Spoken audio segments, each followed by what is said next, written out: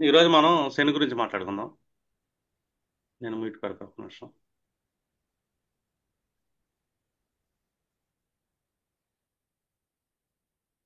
మనకి శని అనగానే నాడీ శాస్త్రాలు కానీ దేంట్లో అయినా సరే ఫస్ట్ కొన్ని కారకత్వాలు ఉంటాయి. శని అనగానే ఫస్ట్ కారకత్వం మనకి ఏంటంటే కర్మాధీసుడు అని. మనం చేసే ప్రతి కర్మకి, మనం మాట్లాడేది కానీ ఇంకేదైనా సరే వినటం కూడా ఒక కర్మే, మాట్లాడటం కర్మే. ఇంకా అలాగే మనం ప్రతిరోజు డైలీ రొటీన్ వర్క్స్ ఉంటాయి. అంటే ఆరో భావం. ఆరో భావం మనకి జనరల్ రొటీన్ వర్క్స్ చూపిస్తుంది కాబట్టి ఈ ఆరో భావానికి కూడా కారకత్వంగా శని తీసుకుంటాడు. రెండోది అష్టమ భావం.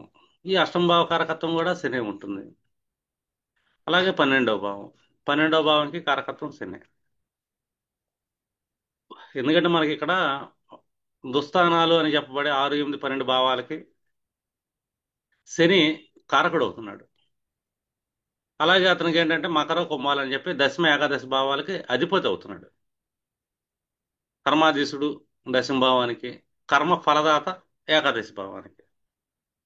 ఇలాగా కర్మాధీసుడు ఆయనే అవుతున్నాడు. కర్మకి ఫలితాన్ని ఇచ్చే అతను కూడా శని మహాదేవుడు అవుతున్నాడు. ఇంకా జనరల్ గా చెప్పుకున్నాం అనుకోండి, సప్తమ భావంలో ఉచ్చ స్థితి అయింది. అంటే ఏదైతే ఉందో శుక్రరాశి సప్తమ భావం కళత్ర భావం అంటాం. ఇక్కడ శని ఉచ్చ స్థానంలో కూర్చుంటాడు. ఎప్పుడైనా సరే అశుభ గ్రహాలు బలాన్ని పెరిగినాయి అంటే కనుక మనకి అవి పీడిస్తాయి అని.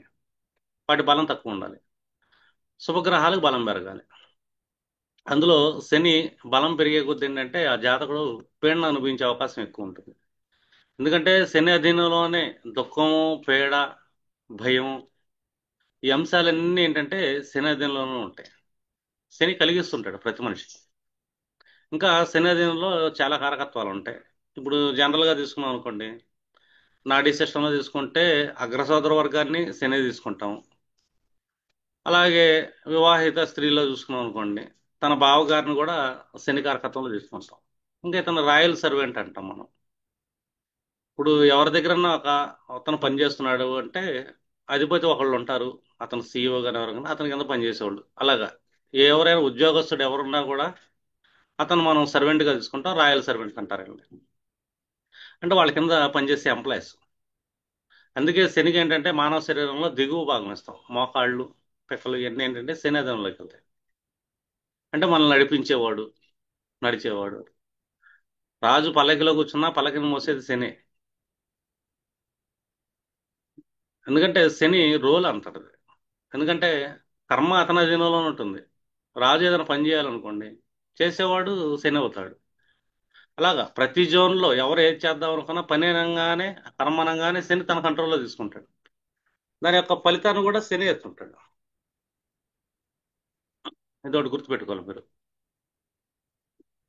ఇంకా ముఖ్యంగా మనకి కష్టాలు ఎందుకు వస్తాయి, దుఃఖాలు ఎందుకు వస్తాయి, పీడలు ఎందుకు వస్తాయి, భయం ఎందుకు వస్తుంది, ఇదంతా శని ఇస్తున్నాడు. జనరల్ గా మనం శని చూసాం అనుకో, చాలా బ్యూటిఫుల్ గ్రహం అని చెప్తాం జనరల్ గా. శని గ్రహం ఒక్కటే మనకి నవగ్రహాల్లో చాలా అందంగా ఉంటుంది. దాని చుట్టూ ఒక సర్కిల్ తిరుగుతున్నట్టు ఉంటుంది. అలాగే దాని మధ్యలో చెక్ చేసాం అనుకోండి, షట్కోణం అని ఉంటుంది ఒకటి. 6 భుజాలు కలిగింది శని అని మనం గ్రహంలోనూ కనబడుతుంది. ఈ మధ్య కనిపెట్టారు. జనరల్ గా మనం చూసుకున్నా కూడా 2 ట్రయాంగిల్స్ ఒక దాంట్లో ఒకటి రివర్స్ గా పెడితే లోపల 6 కోణాలు ఏర్పడతాయి. ఈ 6 కోణాలు కూడా శని అధీనంలోనే ఉంటాయి. ఎందుకంటే శని చాలా మెయిన్ రోల్ పాటిస్తుంటాడు. చాలా మంది ఎప్పుడైతే శనిని నెగ్లెక్ట్ చేస్తుంటారో వాళ్ళు జీవితంలో భయపడుతుంటారు. దుఃఖం ఎక్కువ ఉంటుంది, పీడ ఎక్కువ అనిపిస్తుంటారు ఇక్కడ. అందులో సప్తమ దిగ్బలం అన్ని ఆయన బాగా పొందాడు అని. సప్తమ దిగ్బలం అంటే ఏంటి ఇక్కడ? అది వ్యాపారమే కానీ, వివాహమే కానీ, ఏదైనా కానీ శని పీడలోనే ఉంటుంది అని. ఇంకొకటి, శనికి ఇంకొక క్వాలిటీ ఉంటుంది. అది సేవకుడు. అంటే భూమి మీద ప్రతి మనిషి ఏదో కర్మ మిగిలే కొడతాడు కాబట్టి ఇక్కడ ప్రతి మనిషి సేవకుడే అనే లక్షణం అనేది తెలుసుకొని ఉండాలి. ఇంకా శనికి మనం చూసామనుకోండి, అతని రాశిలో గురుడు నీచ పొందుతాడు. ఎందుకంటే బృహస్పతిని కూడా శని ఒక రకం చెప్పాలంటే ఒక టైంలో పీడించాడని. అతని పీడ వల్లే బృహస్పతి కొన్నాళ్ళు స్వర్గాన్ని వదిలి వృషపరుడు అనే రాజు దగ్గర పనిచేయాల్సి వస్తుంది. శని అంత భయపెడుతుంటాడు. అదేవిధంగా శని శిష్యరకం కూడా చేశాడు అదే బృహస్పతి దగ్గర. వాళ్ళిద్దరికి ఒక అవినాభావ సంబంధం ఉంటుంది, గురు శిష్య బంధం ఉంటుంది. అదొకటి మనం గుర్తుపెట్టుకోవాలి. అంటే ఒక మనిషి శనిని ఎలా బ్యాలెన్స్ చేయాలన్నది ఇంపార్టెంట్.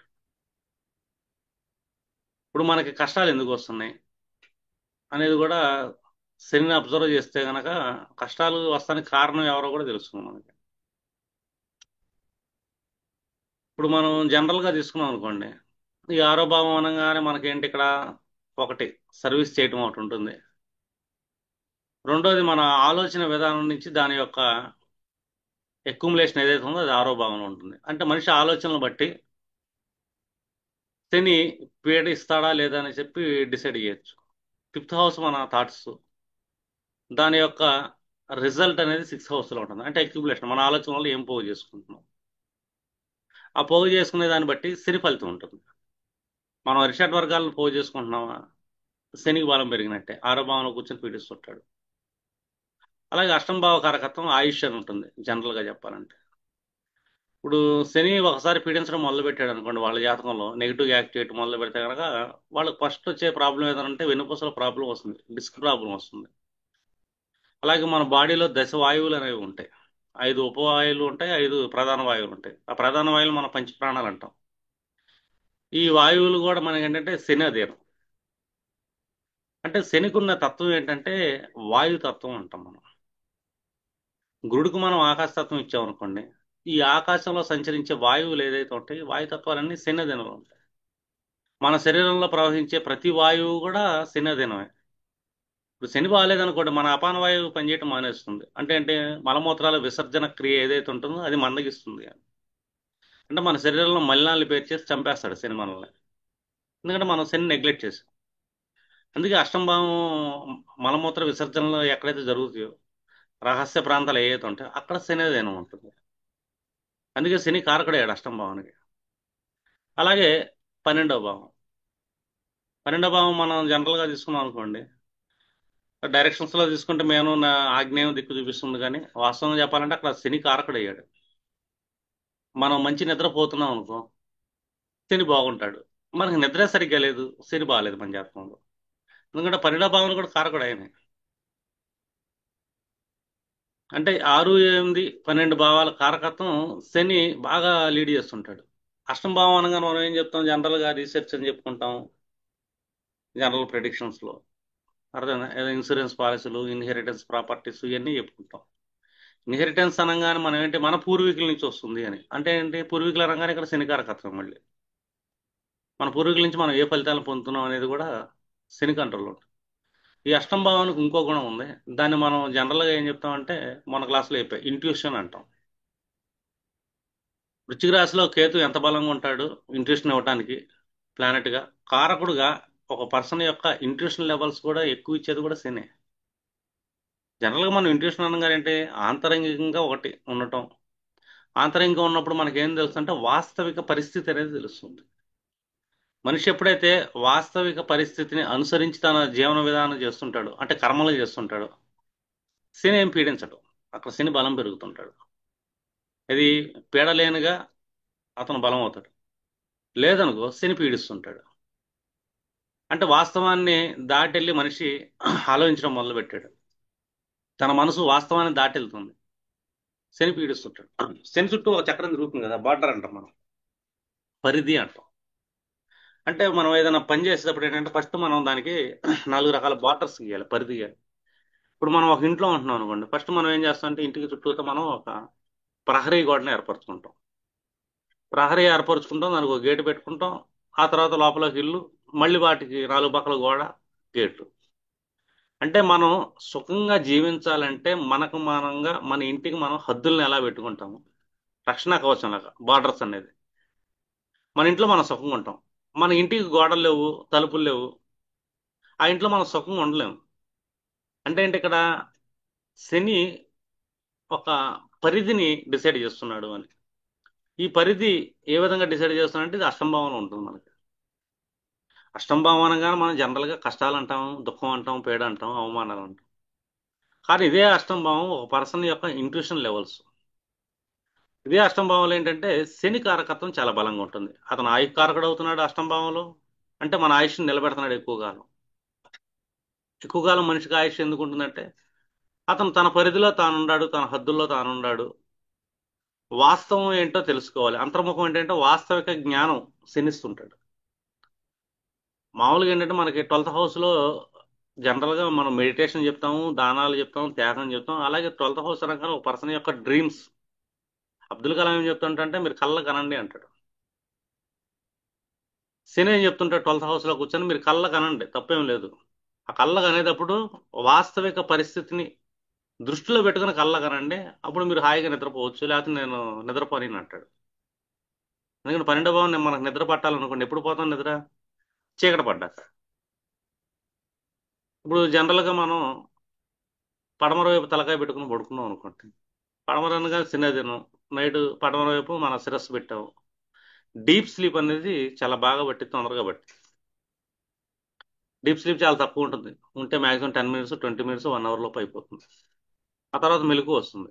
డీప్ స్లీప్ అయిపోగానే మెలకు రాగానే మళ్ళీ బద్ధకంగా పనుకున్నాం అనుకోండి, ఇంకా అక్కడి నుంచి శని నెగిటివ్ యాక్ట్ చేయడం మొదలు పెడతాడు. అతనికి బాడీకి కావాల్సిన పేర్స్ ఇస్తుంటాడు, రోగాలను ఇస్తుంటాడు. మనం దక్షిణ వైపు పడుకున్నాం అనుకోండి, మన పితృకర్మలు అన్ని బలంగా చేస్తున్న సేపు దక్షిణ వైపు తలకాయ పెట్టి నిద్రపోతాం వల్ల మనకి ఏంటంటే చాలా బాగుంటుంది. కాకపోతే ఆ కళ్ళలో ఎక్కువ ఏంటంటే మన రేపు పొద్దున్న చేయబోయే కర్మ గురించి, దక్షిణ దిగ్బలం కాబట్టి వాటి గురించి, స్టేటస్ గురించి, భౌతిక విషయాల గురించి ఎక్కువ ఆలోచనలు ఉండటం వల్ల నిద్ర పట్టకపోవచ్చు. కానీ పడమర తలబెట్టుకుంటే కనుక హాయిగా నిద్ర పట్టింది ఎవరికైనా. అంటే కొంతమంది తూర్పు అంటారు, కొంతమంది దక్షిణం అంటారు, కొంతమంది ఉత్తరం అంటారు. కానీ ఎప్పుడైనా పడమరకు మాత్రం అధిపతి శని. ఈ పడమరకు ఇంకొకళ్ళు కూడా అధిపతి ఉంటారు, వరుణదేవుడు అని కూడా ఉంటాడు. శని అనగానే మనకు వరుణదేవుని కూడా తీసుకుంటాం. వరుణుడు అంటే ఏంటి ఇక్కడ? భృగు మహర్షి తండ్రి. అంటే పంచకోశ జ్ఞానాన్ని ఎవరైతే ఇస్తున్నారో అతని యొక్క తండ్రి ఈ శని కంట్రోల్లో ఉంటాడు. మళ్ళీ శని యొక్క ఫేవర్ అంటాం మనం. ఇప్పుడు మనం ఇంట్యూషన్ లెవెల్స్ దేని గురించి మాట్లాడుతున్నాం? అష్టంభావం గురించి మాట్లాడుతున్నాం. అంటే ప్రతి మనిషి ఆంతరంగికంగా ఆలోచించి వాస్తవం ఏంటని తెలుసుకొని దానికి తగ్గట్టుగా తను ఒక పరిధిని ఏర్పరచుకొని ఆ పరిధిలో తను కర్మాచరణ యొక్క స్ట్రక్చర్ ప్లానింగ్ అంటాం. ఆ ప్లానింగ్ ని తీసుకొని అప్పుడు తను కర్మ చేయడానికి ముందుకెళ్ళాలి. మనం మాట్లాడతాం, నోటుకొచ్చింది మాట్లాడకూడదు. రూల్ 1. ఇప్పుడన్నా ద్వితీయ భావం అష్టం భావాన్ని చూస్తూ ఉంటుంది. అష్టం భావం ద్వితీయ భావానికి సంసప్తగాలి ఈ రెండు. అంటే మనం మాట్లాడేటప్పుడు మనకు ఆపోజిట్ లో అష్టం భావంలో శని కారకత్వం ఉంటుంది. ఆ కారకుడు ఏం చేస్తున్నాడంటే ద్వితీయం మీద దృష్టి ఇస్తాడు. అంటే మనం ఏం మాట్లాడుతున్నాం, ఇప్పుడు మాట్లాడొచ్చా లేదా, మాట్లాడటం వల్ల ఎలాంటి పరిస్థితులు వస్తాయి, మన పరిధి ఏంటి, ఇలా ఆలోచించే కొద్ది ఏంటంటే మనం నిదానంగా మాట్లాడటం మొదలు పెడతాం. చాలా విషయాలు మనం మౌనంగా ఉంటాం. ఎందుకంటే మౌన స్థానానికి కూడా కారకుడు శని. ఒక మనిషి తపస్సు చేస్తున్నాడు అనుకోండి, శని బలం ఉన్నాడు తపస్సు బాగా చేయగలుగుతాడు. ఎందుకంటే 12వ భావం మెడిటేషన్ కూడా శని బలంగా ఉంటే చేయగలుగుతాడు. అంటే ఈ బలం అంటే ఏంటి? పాజిటివ్ బలం. చూడండి, యోగులు సరాసరి చూసుకోండి, తిప్పి తిప్పి కొడితే వాళ్ళు 4 అడుగులు ఎత్తు, ఓ 3 అడుగులు వెడల్పు 4/3 గుహల్లో కూర్చుంటారు వాళ్ళు ఇరుక్కొని. అంటే చిన్న బార్డర్ పెట్టుకుంటారు, ఆ పరిధిలోనే వాళ్ళు ధ్యానం చేస్తుంటారు. ఎంత ధ్యానం అన్నా చేయగలుగుతారు వాళ్ళు. కారణం ఏంటంటే శని. కష్టాలు వస్తున్నాయి కూడా శనే కారణం. వాస్తవంగా చెప్పాలనుకోండి, శనిని మనం బాగా యూటిలైజ్ చేయగలిగితే, అతని యొక్క ప్రతి గుణాన్ని మనం పరిశీలించగలిగితే అసలు కష్టమే రాదు. అసలు ఎప్పటికీ కష్టాలు రావు. ఆ మనిషికి దుఃఖం ఉండదు, పీడ ఉండదు, ఏముండదు. శనిని పరిధిని మనం పట్టించుకోలేదు. శని మనకి ఏం చెప్తున్నాడు? ఎందుకంటే అతను కర్మాధీశుడు ఆయనేగా. శనిని మనం నెగ్లెక్ట్ చేసాము, మన పరిధిని దాటి మనం మాట్లాడాము, కష్టాలు వస్తాయి. మన పరిధిని దాటి మనం ఆలోచించడం మొదలు పెట్టాం. ఎందుకంటే ఆలోచన అంటాం 2 రకాలు ఉంటాయి ఇక్కడ.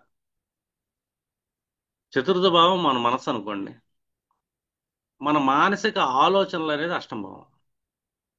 అంటే మానసిక ఆలోచనలు చేస్తున్నప్పుడు మనం ఏంటి, మన హద్దులు ఏంటి, మన పరిధి ఏంటి. హద్దులు చాలా ఇంపార్టెంట్, ఎందుకంటే ఈ హద్దులను డిసైడ్ చేసేది శని. ఆ హద్దుల్లో ఉండి మనం ఆలోచించాలి. ఆలోచించిన తర్వాత అప్పుడు మనం ఒక నిర్ణయం తీసుకోగలుగుతాం. ఇప్పుడు పంచమ భావం మన ఆలోచనలు అనుకోండి. చతుర్థ భావం అనేది మన మానసిక నిర్ణయం వస్తుంది. చతుర్థ భావం మానసిక నిర్ణయం కావాలన్నా ఆ చతుర్థ భావ ఆలోచనలు అష్టమ భావం వస్తుంది. లేదా మన ఆలోచనలకు ఒక మానసిక నిర్ణయం కావాలంటే మళ్ళీ అష్టమ భావం వస్తుంది. అందుకే ఈ అష్టమ భావానికి అతిపెద్ద కారకుడు ఎవరు ఉన్నారంటే శని. ఎప్పుడైనా ఒక గ్రహాన్ని మనం ఒక భావాన్ని ప్రెడిక్ట్ చేస్తున్నప్పుడు గ్రహం కానీ భావం కానీ ముందు ఏంటంటే ముందు కారకులు ఎవరు అని చెప్పి ఆలోచించాలి. ఆ కారకుల యొక్క జ్ఞానం బలంగా వచ్చింది అనుకో మనకి, మనం ఏంటంటే ఆయా భావాల యొక్క ఫలితాన్ని బాగా పొందగలుగుతాం. ఫలితాలని వాళ్ళకి అందే విధంగా కూడా జ్యోతిష్యం చెప్పగలుగుతాం. ఇప్పుడు మనకు అష్టం భావ కారకుడు ఎవరయ్యారు? శని అయ్యాడుగా. అష్టం భావంలో మనకేముంది? ఇంట్యూషన్ లెవెల్స్ ఉంటాయి ప్రతి మనిషికి. అంటే దేవుడు అనేది మన చుట్టూ కూర్చొని ఒక ఆరాలాగా మనకు ఒక ఆలోచన ఇస్తుంటాడు, జ్ఞానాన్ని ఇస్తుంటాడు. రెండోది ఆ జ్ఞానం ఇచ్చేటప్పుడు ఏంటంటే కర్మజ్ఞానాన్ని ఎప్పుడైనా ఇచ్చేటప్పుడు కర్మజ్ఞానానికి ఒక పరిధిని డిజైన్ చేసేస్తాడు, హద్దులు పెట్టి. మనం ఈ భూమి మీద పుట్టాము కొన్ని కర్మలు చేయడానికి, అది మన కర్మఫలం. ఆ ఫలాలను కూడా తినేస్తుంటాడు, అనుభవించాలి. ఆ ఫలాన్ని మనం అనుభవించాలి, ఇది డిజైన్. సత్ఫలితాన్ని అనుభవించాలి అనుకోండి, శనిని పట్టుకోవాలి. లేదు, శని యొక్క విపరీత ఫలితాన్ని అనుభవించాలి మనం. అంటే ఏంటి? దుఃఖాన్ని, పీడని, భయాన్ని ఇవన్నీ మనం అనుభవించాలి. వెన్నుపూసల నొప్పిని అనుభవించాలి, మోకాళ్ళలో గుజ్జు జరిగిపోయి జాయింట్లు కదిలిపోయి ఆ పెయిన్ అనుభవించాలి, మలమూత్రాలు బయటికి వెళ్లకుండా ఆ బాధను అనుభవించాలి. ఇదంతా అనుభవించాలంటే మనం పరిధి దాటి ఆలోచిస్తున్నామా, మన పరిధి దాటి మాట్లాడుతున్నామా అనేది చాలా ఇంపార్టెంట్. పరిధి అంటే ఏంటి? ఇప్పుడు జనరల్గా ఒక పని చేద్దాం అనుకుంటున్నాడు ఒక పర్సన్. సరే, ఒక కారు కొందాం అనుకుంటున్నాడు అనుకుందాం. కారు కొందాం అనుకుంటున్నప్పుడు ఇతని యొక్క పరిధి ఏంటి అనేది చాలా ఇంపార్టెంట్. కారు అనేది ఫైనాన్షియల్ గా ముడిపడి ఉంది అనుకుంటే, ఇతను కారు కొనేటప్పుడు ఈ కారు ఇతను మెయింటెనెన్స్ కి సరిపోతుందా లేదా, ముందు కారు అవసరం ఎంత ఉంది ఇతనికి. ఎందుకంటే పరిధి ఉండాలి ఇక్కడ మనకి. పరిధిని పెట్టుకున్నప్పుడు కారు కొంటున్నప్పుడు ఎన్ని లక్షల కారు కొంటున్నాం, దానికి ఉన్న నీకున్న క్యాష్ ఎంత, నువ్వు కట్టే ఈఎంఐలు ఎంత, అది దాటి వెళ్ళింది అనుకో నువ్వు పడే కష్టాలు ఎంత, కారు సర్వీసింగ్కి వెళ్ళినప్పుడల్లా దాని మెయింటెనెన్స్ ఎంత, ఇదంతా చూసుకోవాలి. ఇదంతా తన పరిధిలో ఉండాలి. అంటే అది ఒక 1% అనుకోండి, ఆ 1% పరిధిలోని ఈ కారు గీరు అన్ని వెళ్ళిపోవాలి. పరిధిని దాటి మనం ఆలోచించకూడదు. అంటే అతను ఏ కర్మ చేస్తున్నాడు, అతనికి వచ్చే జీతం ఎంత, ఆ జీతంలో ఇతను ఒక 1,00,000 రూపాయలు జీతం ఉందనుకోండి, అతనికి ఒక 20,000 పెద్ద మ్యాటర్ కాదు కాబట్టి 20,000 కారు వస్తుందంటే కొనుక్కోవచ్చు. 20,000 వరకు ఇతని పరిధి ఉంది ఖర్చు పెడతానికి, 20,000కి మించి లేదు. లేదు, నాకు 1,00,000 రూపాయలు కాదండి, నేను సెకండ్ హ్యాండ్ లో ఒక 50,000 కారు కొనుక్కుంటాను అనుకుంటే పరిధిలోనే ఉన్నట్టు, కష్టాలు ఏమి రావు ఇతనికి. లేదు, నేను మంచి మోడల్, స్మార్ట్ మోడల్ కొందామనుకుంటా, మార్కెట్లోకి వచ్చినాయి ఒక 25 లక్షలు 30 లక్షలు ఉంటుంది, నా దగ్గర 1,00,000 రూపాయలు ఉన్నాయి కాబట్టి నేను డౌన్ పేమెంట్ పెట్టేసి మిగతా అది ఈఎంఐలు పెట్టుకుంటా అంటాడు. ఆ ఈఎంఐలు 20,000 30,000 40,000 ఉంటాయి. ఇప్పుడు అతని జీతానికి ఆ ఈఎంఐలు సరిపోవు. అర్థం? నేను కట్టుకోగలనండి, 20,000 నాకు 40,000 జీతం వస్తుందని అనుకోండి, ఇతను పరిధిని దాటి వెళ్ళిపోయాడు. కాబట్టి ఇతనికి కష్టం వస్తుంది, దుఃఖం వస్తుంది, బాధ వస్తుంది. రీజన్ ఉంటుంది. అది ఒక సర్వీస్కి వెళ్ళాలనుకోండి, జనరల్ సర్వీస్ అని 20,000 తీసుకుంటారు. ఇన్ని వేలు తిరిగితే 20,000 సర్వీస్. ఇతను పరిధిలో దాటి వచ్చాడు. పరిధి దాటి వచ్చినప్పుడు ఎదర బాగా తిరిగిపోతే అదో 30,000 అంటాడు, క్రాక్ పడితే టిన్ని కానీ దానికో 10,000 అంటారు. ఈ మీకు సెన్సార్స్ పాడైపోయినాయంటే దానికి 1,00,000 వేయొచ్చు. ఈ బాధలన్నీ తట్టుకోలేడు. ఈ బాధలన్నీ వస్తాయి వీళ్ళ జాతకం, ఎందుకంటే తన పరిధిని దాటి తను కర్మకెళ్ళాడు. తనకు వచ్చే ప్రతి ఖర్చు అతనికి ఏంటంటే బాధగానే ఉంటుంది. వెళ్తే వెళ్తే చిన్నపిల్లాడు ఒక చిన్న గీత పెట్టినా కూడా ఇతనికి చాలా కోపం వస్తుంది, భయం వస్తుంది. ఎందుకంటే ఇతను తన పరిధిని దాటి పర్చేజ్ అనేది చేశాడు కారు అనేది. అదే తన పరిధి లోపలే ఉంది ఆ కారు, తనకు కోట్ల ఆస్తి ఉంది, తనకు ఒక 25 30 లక్షల కారు పెద్ద మ్యాటర్ కాదు. రెండు, టర్న్ ఓవర్ కూడా మంత్లీ నా కోట్లలోనే ఉంది. తన కారు కాదు కదా, కారు పగిలిపోతే ఇంకో కారు నిమిషాల్లో కొనుక్కోగలను అంటే ఏంటి, ఇది తన పరిధిలో ఉంది. అతనికి సర్వీస్ మెయింటైన్ ఇబ్బంది కాదు, కారులో ఏ పార్ట్ పోయినా పెద్ద ఇబ్బంది కాదు, ఆ టీ ఖర్చుతో సమానంగా అనుకుంటాడు. అంటే ఇక్కడ మనిషి ఏంటి, తన పరిధిలోపే తన కర్మం చేశాడుగా. ఇప్పుడు చాలా మందికి కళ్ళకు అంటుంటారు. కళ్ళకు అనేటప్పుడు మన పరిధి ఏంటని ఆలోచించుకోవాలి. డ్రీమ్స్ ఉంటాయి, కానీ నా పరిధి ఏంటి? ఎందుకంటే ఏది చేసినా కూడా మనం ఒక కర్మఫలాన్ని అనుభవించాలి. అంటే ఆ కర్మ చేయాల్సిందే. ఆ కర్మ మన చేత చేపిస్తుంది. కర్మ చేపిస్తున్నప్పుడు దాని అధిపతి ఉన్నాడుగా శని. ఇది శని పరిధిలోకి వెళ్ళిపోతుంది ప్రతి కర్మ. అంటే తన పరిధిని దాటి ఏ మనిషి అయినా ఆలోచించిన, తన అవసరాలు తీర్చుకుందామని ప్రయత్నించిన ఆ మనిషికి దుఃఖం వస్తుంది, భయం వస్తుంది, పీడ వస్తుంది. అంతేగా, పెద్దవాళ్ళు చెప్తారుగా, మంచం ఎంత ఉంటే అంతవరకే కాళ్ళు చాపుకోవాలి అని, మన హద్దుల్లో మనం ఉండాలి అని. అంటే మనం ఎప్పుడు ఏంటంటే వేరే వాళ్ళతో కంపారిజన్ చేసుకోకూడదు. మనకు వచ్చే ఇన్కమ్ ఎంత, ఆ ఇన్కంలో మనం ఎంత పరిధిలో బతకాలి. ఎందుకంటే శని అష్టమ కారకుడు ఏం చేస్తుంటాడు, తన ఇన్కమ్ చూస్తున్నాడు, సెకండ్ హౌస్ నీ అక్యుములేషన్ చూస్తున్నాడు అతను. నీ గ్రహం అష్టమంలో శని ఎక్కడైనా కూర్చోవచ్చు. ఇప్పుడు గ్రహాలన్నీ పక్కన పెట్టేద్దాం మనకి. గ్రహాలన్నీ పక్కన పెట్టినప్పుడు ఒట్టి ఎంటీ రాశిని మనం గమనించడం మొదలు పెట్టాం అనుకోండి, కాలచక్రాన్ని. ద్వితీయం అనేది నీ అక్యుములేషన్, నీ సంపద. ఆ ద్వితీయాన్ని అష్టమ కారకుడు చూస్తున్నట్టే డిఫాల్ట్. అష్టమ కారకుడే కాదు, అతను వ్యయానికి కూడా కారకుడు ఆయనే. తృతీయ దృష్టితో మళ్ళీ ద్వితీయాన్ని చూస్తాడు. అష్టమ కారకుడు ఆయనే. మళ్ళీ అతను నీ ద్వితీయాన్ని చూస్తూ ఉంటాడు సప్తమ దృష్టితో. ఆరో భౌతిక కారకుడు ఆయనే. అతను తన దశమ దృష్టిలో నీ తృతీయాన్ని చూస్తాడు, నీ ఎఫర్ట్స్ ని. అంటే శని తన కారకత్వాల వల్ల 6, 8, 12లో స్థితి పొందటం వల్ల అతని దృష్టిలో ఎక్కడెక్కడ పడుతున్నాయి అనేది ఇంపార్టెంట్.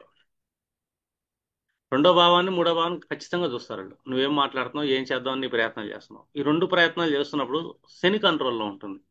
ప్రయత్నం అనగానే మళ్ళీ అది కర్మ అయిపోతుంది. ఆ కర్మకు అధిపతి మళ్ళీ శని. మనం బ్రష్ చేస్తున్న దగ్గర నుంచి నిత్యకాల కృత్యాలు కానీ, కాఫీ తాగిన, టీ తాగిన, తిన్న ప్రతిదీ కర్మే. ఆ కర్మకు అధిపతి శని. ఆ శని చేసేటప్పుడు నీ పరిధి ఏంటి. ఎందుకంటే శని చుట్టూ అందమైన సర్కిల్ ఒకటి తిరుగుతుంది, పరిధి అని. శని దృష్టిలు కూడా అలాగే ఉంటాయి. ఏదైనా సరే గ్రహం అనేది కేంద్రంలో పడింది అనుకోండి, అది మన పరిధి. శని పీడిస్తుంటాడు, పరిధి దాటితేనే పీడిస్తాడు. పరిధి దాటి వెళ్ళలేదు, నేను నా పరిధిలోనే ఉన్నాను. నేను ప్రతి కర్మ నా పరిధిని పెట్టుకొనే చేస్తున్నాను. అంటే ఏంటి ఇక్కడ వాస్తవికత, అంతర్ముఖ వాస్తవికత ఏంటో గుర్తించి ఆ వాస్తవాన్ని బట్టి ఒక పరిధిని ఏర్పరచుకుని ఆ పరిధిలో నీ కర్మలు నిర్వర్తిస్తే గనక కర్మ ఫలితం చాలా బాగుంటుంది. బ్యూటిఫుల్ కర్మ ఫలితం ఉంటుంది. లేదు, ఆ పరిధిని దాటి నేను కర్మం చేస్తే గనక ఆ కర్మ ఫలితం ఉంటుంది, చాలా బ్యూటిఫుల్గా ఉండదు, దుఃఖంగా ఉంటుంది, పీడామయంగా ఉంటుంది, గొంతులో వచ్చి ఆగిపోతుంది అది. మింగలేము, కక్కలేము. ఎందుకంటే మనిషి కష్టాలు ఇంపార్టెంట్ కదా. చాలా మంది మేము డ్రీమ్స్ ఉంటాయి అని అంటారు. డ్రీమ్స్ ఉంటాయి, కానీ ఆ డ్రీమ్స్ హౌస్ అయిన 12th హౌస్ కూడా శనే. అప్పుడు కూడా నువ్వు వాస్తవికంగా ఏంటి అంతర్ముఖుడు ఆలోచించాల్సిందే. అంటే అంతర్ముఖంగా ఎప్పుడైతే మనం ఆలోచిస్తున్నామో మన ఇంట్యూషన్ లెవెల్స్ ఏంటో, వాస్తవం ఏంటో మన శని ఎప్పుడు మన మనసుకు చెప్తూనే ఉంటాడు. ఎందుకంటే అష్టం భావం అంతర్ముఖతే కాదు, వాస్తవికత. దీనికి కారకుడు శని. కారకుడు ఏం చేస్తున్నాడు, ఇది నీ ఒరిజినల్ అని నీ అంతరాత్మకి నిరంతరం హెచ్చరిస్తూ ఉంటాడు ఆయన. ఆ హెచ్చరికను మనం ఎప్పుడైతే నెగ్లెక్ట్ చేస్తుంటామో అప్పుడు పీడిస్తుంటాడు. అప్పుడు ఆయన పెట్టే పీడ ఏంటంటే చాలా భయంకరంగా ఉంటుంది. సగం మందికి కష్టాల కారణం ఏంటంటే వాళ్ళ ఆలోచనలో పరిధిని దాటి వెళ్ళాయి. మనస్సు ఫోర్త్, మానసిక ఆలోచనలు అష్టము. ఈ మానసిక ఆలోచనలు ఎప్పుడైతే పరిధిని నెగ్లెక్ట్ చేస్తాయో, శనిని నిర్లక్ష్యం చేసి తన కర్మను చేస్తూ మొదలు పెడతాడో అప్పుడు తనకి కష్టాలు వస్తాయి. చాలా మంది ఏమంటారంటే బోల్డ్ స్టెప్ అంటారు. బోల్డ్ స్టెప్ వెయ్యి, పరిధిలో వెయ్యి అంటాం. నేను బిజినెస్ చేద్దాం అనుకుంటున్నా అండి, బోల్డ్ స్టెప్ వేద్దాం అనుకుంటున్నా ఉంటారు. ఓకే, నీ దగ్గర ఎంత ఉంది ఇన్కమ్, నీ దగ్గర ₹1,00,000 ఉంది. ఓ 10,000 పెట్టి బోల్డ్ స్టెప్, ఇంకా 90,000 నీకు ఉంటుంది, నష్టం ఏముంది, పోతే 10,000 పోతాయి. లేదండి నేను బోల్డ్ స్టెప్ చాలా పెద్దగా వేద్దాం అనుకుంటున్నాను, ఎంత వేద్దాం అనుకున్నా, నా దగ్గర 1,00,000 ఉన్నాయండి, నేను బ్యాంకులో ఒక 20 lakhs తీసుకుందాం అనుకుంటున్నా, నాకు వస్తుంది పర్సనల్ లోను, ఈ 21 lakhs పెట్టి బోల్డ్ స్టెప్ వేద్దాం అనుకుంటున్నానండి అంటాడు. అప్పుడు పెడతాడు మనిషికి భయాన్ని పరిచయం చేస్తారు. ఫస్ట్ భయం ఎందుకు వస్తుంది, తను స్టెప్ వేసినప్పుడు తను ఏమైనా కోల్పోతానేమో అని చెప్పేసి ఒక రకమైన ఇది వస్తుంది. ఆ భయంలో దుఃఖం డిఫాల్ట్కి వస్తుంది.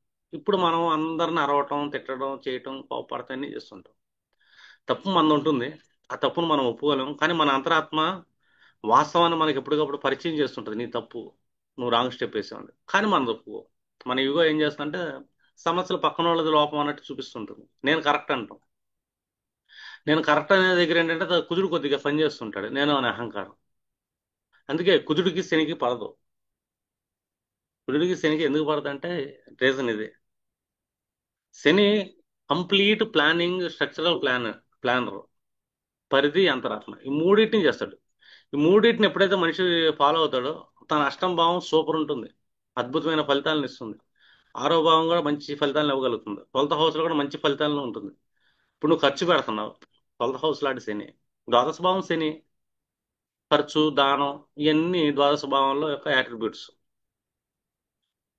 ద్వాదశ భావం యొక్క యాట్రిబ్యూట్స్ మనం చూసేటప్పుడు, మనం మార్కెటింగ్ చేసేటప్పుడు కానీ, పర్చేస్ చేసేటప్పుడు కానీ, లేదా విండో షాపింగ్ చేయడం కానీ, లేదా ఏదైనా షాపింగ్ వెళ్ళినప్పుడు ఇంకేదైనా కొనటం కానీ, మన విలాసాలే కానీ, విందులే కానీ, లాంగ్ జర్నీస్ కూడా 12th హౌస్ లోనే ఉంటాయి. ఈ లాంగ్ జర్నీసే కానీ ఏదైనా చెయ్యి, తప్పులేదు. 12వ భావం యూటిలైజ్ చేయి, వద్దని చెప్పట్లా. కానీ యూటిలైజ్ చేసేటప్పుడు కారకుడు శని కాబట్టి, శని నీకు ఏ విధమైన పరిధిని డిసైడ్ చేశాడు.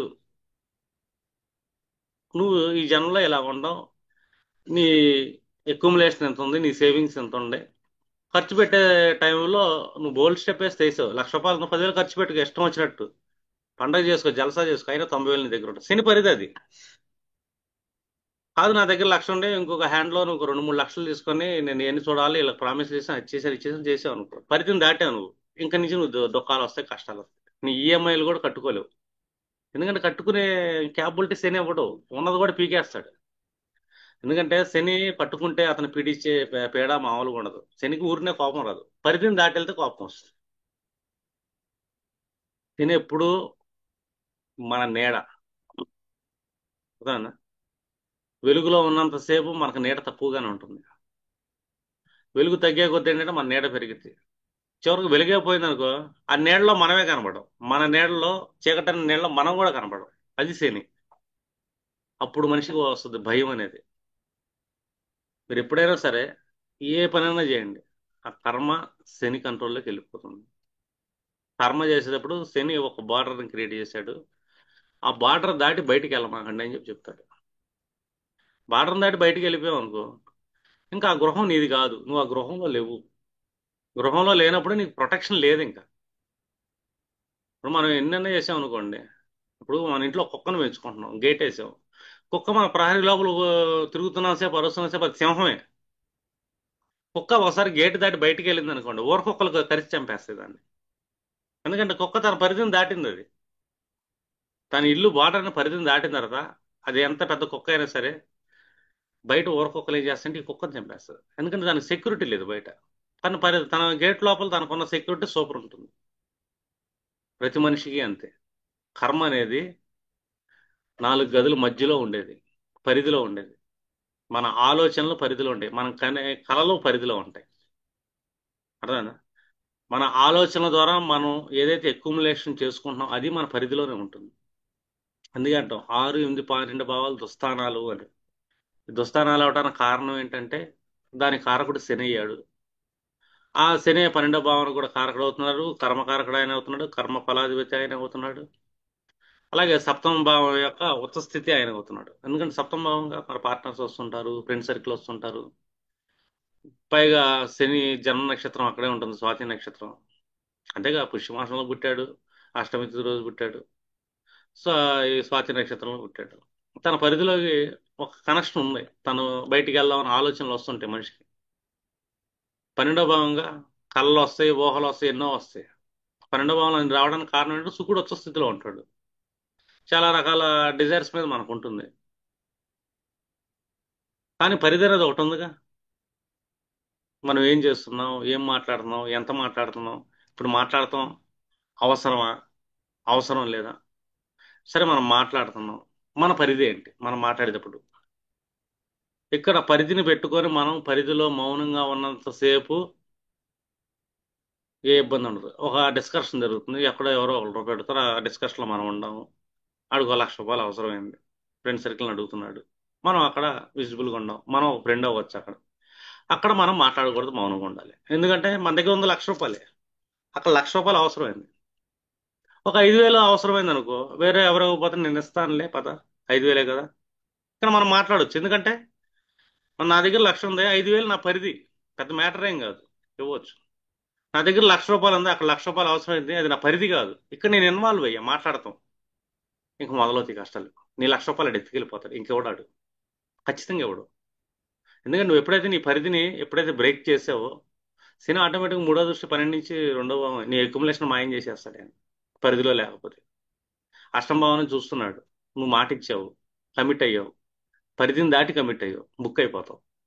ఇంకా పరిచయం చేస్తాడు. ఆయన దగ్గర ఇంకో క్వాలిటీస్ ఉండే కదా. పరిధిలో ఉంటే ఒక క్వాలిటీ ఇస్తాడు, పరిధిని దాటితే అతని దగ్గర ఇంకో క్వాలిటీ ఉంటుంది. భయం అనే దాన్ని ఇస్తాడు ఫస్ట్. ఆ భయంలో దుఃఖాన్ని ఇస్తాడు, ఆ దుఃఖంలో మనిషి మీద కోపాన్ని ఇస్తాడు. జ్ఞాన శూన్యుడైపోతాడు ఇక్కడ.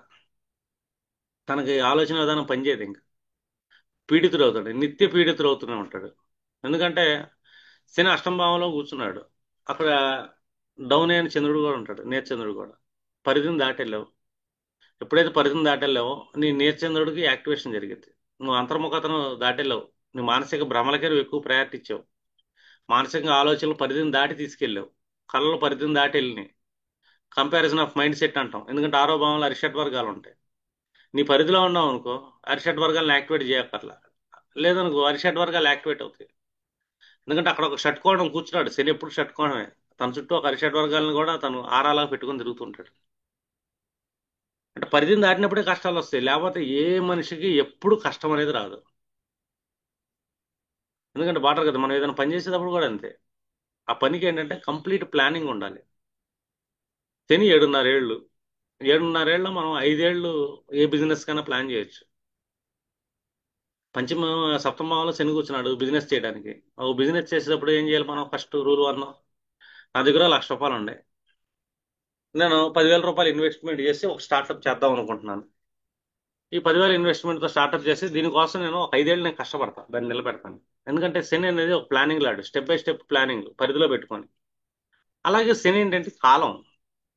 ఎందుకంటే ఏదైనా నిలబడటానికి 5 ఏళ్ళు పట్టింది తేలిగ్గా తన స్టాండ్. ఎందుకంటే ఒక పిల్లోడు బాగా నడిచి పరిగెత్తగలిగే విధంగా అవటానికి కారణం పట్టే సమయమే 5 సంవత్సరాల కాలం పట్టింది. ఒక బిజినెస్ నిలబడాలన్నా 5 సంవత్సరాలు పట్టింది. బిజినెస్ స్టార్ట్అప్ చేసేటప్పుడు నీ పరిధి ఏంటో చూసుకొని చేయాలి.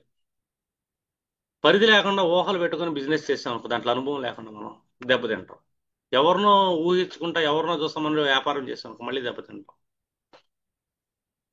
కారణం ఏంటంటే ఏదైనా చేయి సప్తమ భావం, నువ్వు ఏ ప్రయోగాలన్నా చేయి, నీ పరిధి ఏంటో తెలుసుకొని చేయాలి.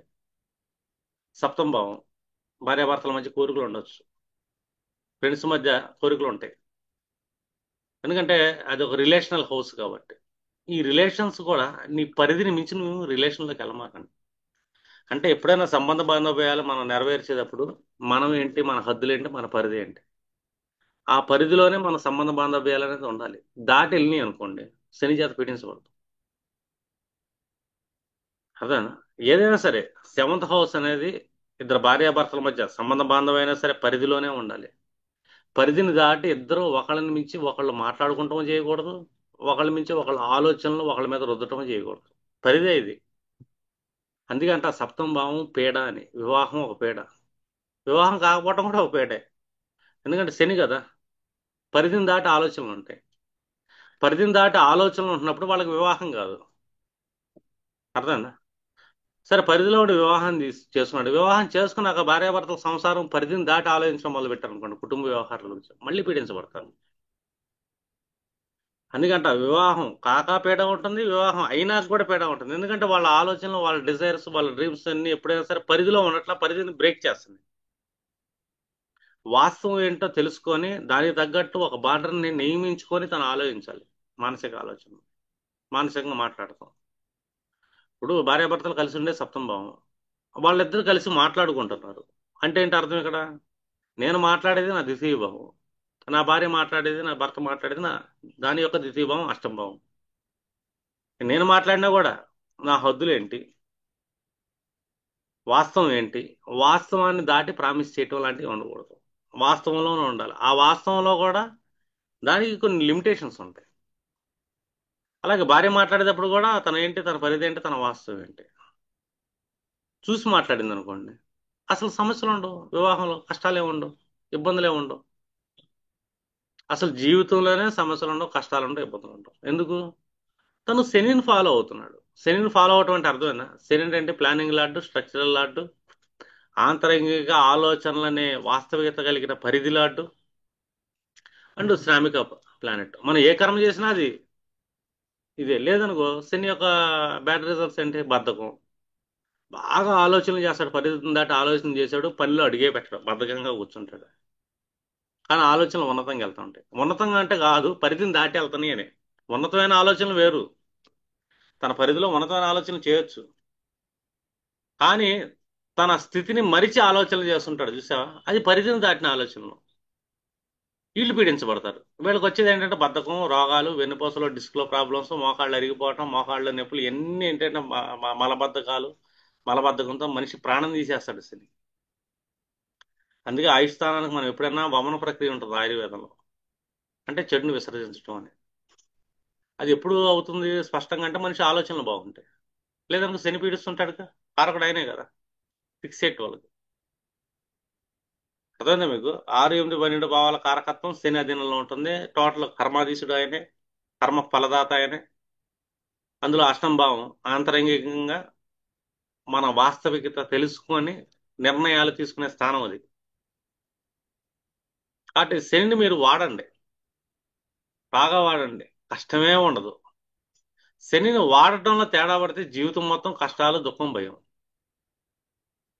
ఇది శని యొక్క యాట్రిబ్యూట్స్. కాబట్టి మీరు ఏంటంటే శనిని ఫాలో అవ్వండి బాగా.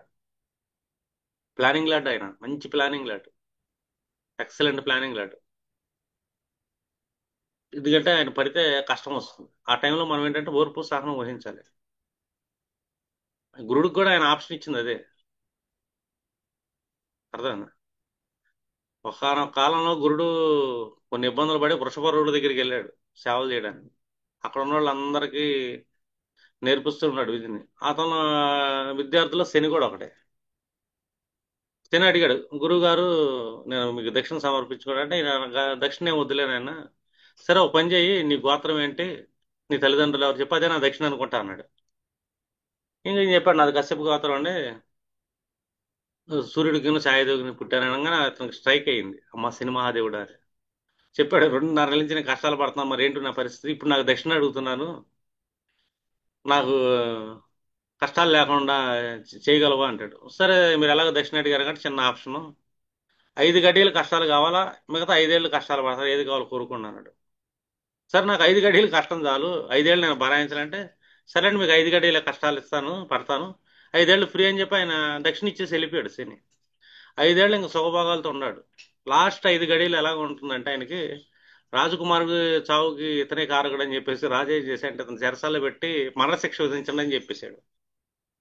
గుడికి ఇంకా అయిపోయింది, చెరసాల్లో పడ్డాడు. ఇంకెప్పుడు చచ్చిపోతాడన్న భయం టన్నుల్లో పెరిగింది ఆయనకి, దుఃఖం ఎక్కువైంది. కానీ మౌనంగా ఉన్నాడు. శని 5 గడియలు అన్నాడు కదని. గడియలు అయిపోయినాయి. రాజు తన తప్పు తెలుసుకొని, క్షమించండి గురువు గారు, తప్పు మీది కాదు, అసలే దోషి దొరికాడు, నన్ను క్షమించండి పొరపాటు అని చెప్పి మళ్ళీ అతను సన్మానం చేశాడు 5 గడియల తర్వాత.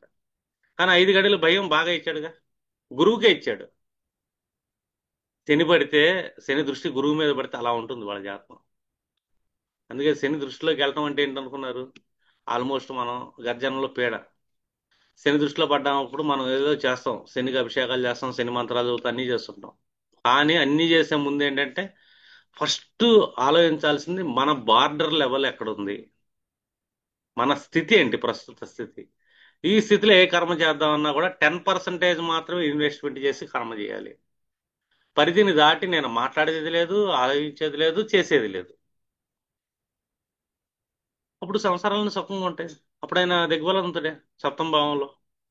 సంసారం అంటే ఏంటి, ఇక్కడ మన వ్యక్తిగత సంసారం కాదు, సమాజంతో మనం నడిపే ప్రతి వ్యవహారాన్ని సంసారం అంటాం. సంసారిక జగత్తులో, సాంసారిక జగత్తులో ఉచ్చ స్థానమే శని. సప్తమ భావం అనగానే సాంసారిక జగత్తు మొత్తం వస్తుంది. అతను ఉచ్చ స్థితి అన్నాడంటే ఏంటంటే సూర్యుడి కంటే నేనే ఎక్కువ బలవంతుడిని ఇక్కడ అని. కర్మలే ఎక్కువ బలంగా ఉంటాయి. సూర్యుడు చేసిన కర్మైనా అది శని కంట్రోల్లోకి వెళ్ళిపోతుంది. బృహస్పతి కర్మైనా, బుధుడి కర్మైనా, చంద్ర కర్మైనా, ఎనీ కర్మ నువ్వు ఆలోచించావా మనసుతో, అది శని కంట్రోల్లోకి వెళ్ళిపోతుంది. ఎందుకంటే ఆ ఆలోచన కూడా ఒక కర్మే. ఎందుకంటాం కర్మాధీసుడు అని. కర్మాధీశత్వం ఏ గ్రహానికి లేదు, ఒక శనికే ఉంది. ఏ గ్రహం కర్మ చేసినా కూడా శనికే అది, తన కంట్రోల్లోనే ఉంటుంది. ఫలితం కూడా తన కంట్రోల్లో ఉంటుంది. సత్ఫలితం ఇవ్వాలా, తన ఒరిజినల్ దుఃఖ పీడలను ఇవ్వాలి. ఇప్పుడు మీరు శని attributes లో మీ లైఫ్ ని డిజైన్ చేసుకొని జీవించడం మొదలు పెట్టారు. శని క్యాలిక్యులేటెడ్ క్యాండిడేట్, ఎప్పటికీ కష్టం దుఃఖం ఉండదు. పరిధిని దాటితే వస్తాయి కష్టాలు దుఃఖాలు. అర్థమా? సరే, క్లోజ్ చేద్దాం.